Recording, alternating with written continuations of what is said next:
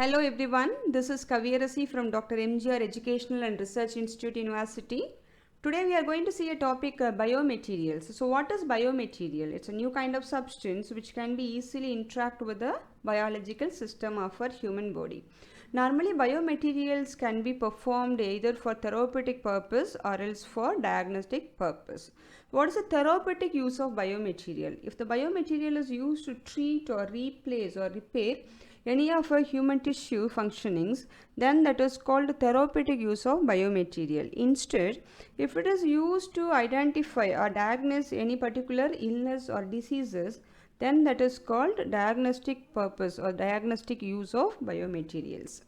Biomaterials normally existing either in a natural form or else a synthetic form. Natural form of biomaterials examples proteins, cells and tissues. And for synthetic biomaterials, example metals, polymers, ceramics, or else its composite form or nano form. The properties of biomaterials. What are the unique and existing properties of biomaterials? Those are biocompatibility, corrosion resistant, and that should not be degraded due to aging. Whatever may be the property, either physical, chemical or mechanical, that should not be degraded due to aging of the material. That should be non-toxic, non-inflammatory and non-carcinogenic, and finally that should have high mechanical strength. So what is called biocompatibility? So this is a property of the material being compatible with any toxic or immunological responses over the human body. That's called biocompatibility of the material, and this is a very unique and important property of biomaterial. Normally the implant part of the material over a human body will go very well with the human tissues by any one of the following ways. That means bioinert. So bioinert means this is a one which do not interact with the introduced biological tissues, because that should not cause any response, that is interactions or reactions with the host part of the human body. Second one is bioresorbable. That means capable of being absorbed into living tissues. That means it should not be needed to be removed manually from the human body. That is easily absorbed fully by the human body.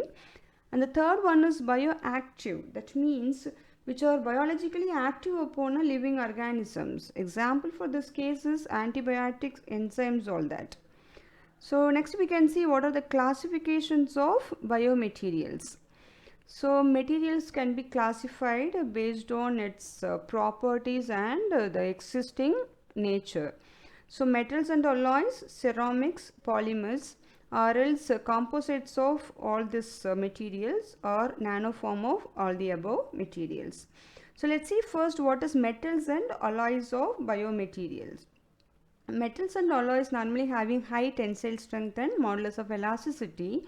As well, these materials possess excellent electrical and thermal conductivity.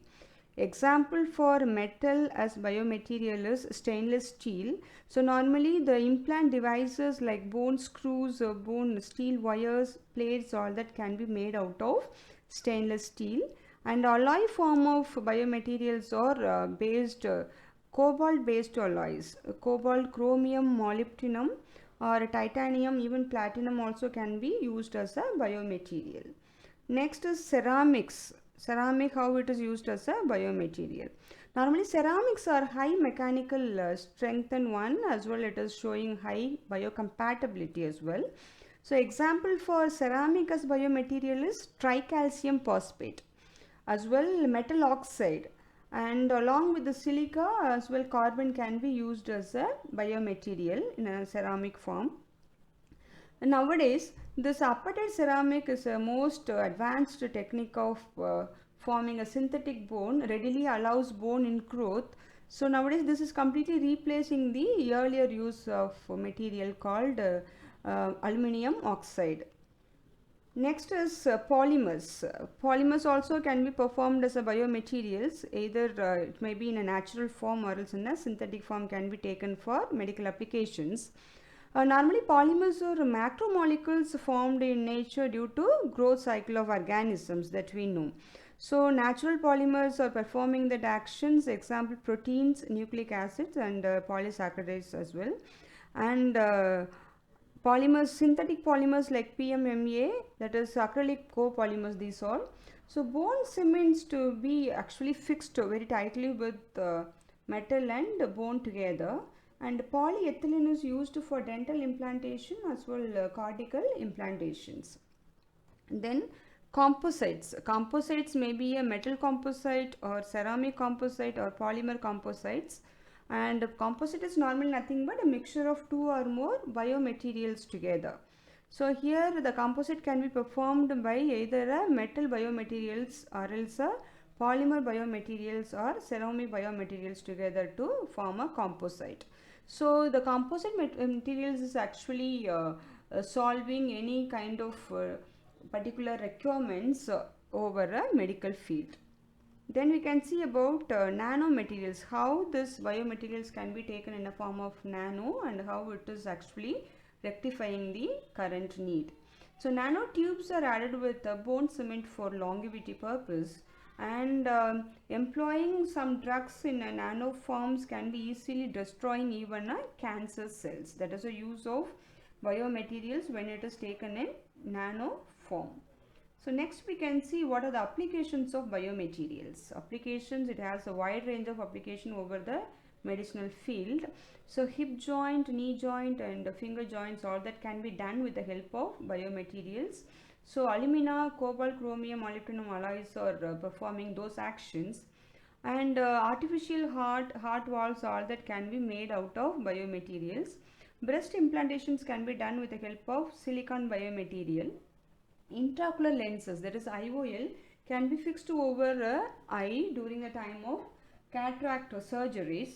And dental implantation, dental wires, that means dental braces wires, all that can be made out of biomaterials like nickel, titanium, shape memory alloy. Nitinol can be widely used over this kind of applications. So we can see pictorially how it is actually showing its application. So this is what actually the hip replacement done with the help of implant stem here, and this is a knee replacement, knee implantation. This is artificial valve made out of biomaterial. This is dental implantations carried out with the help of biomaterial. This is what IOL, intraocular lenses, which can be fixed over the eye during the time of cataract surgery. These are all the applications of biomaterials. So that's all about biomaterials, its classification, properties and applications. Thank you so much.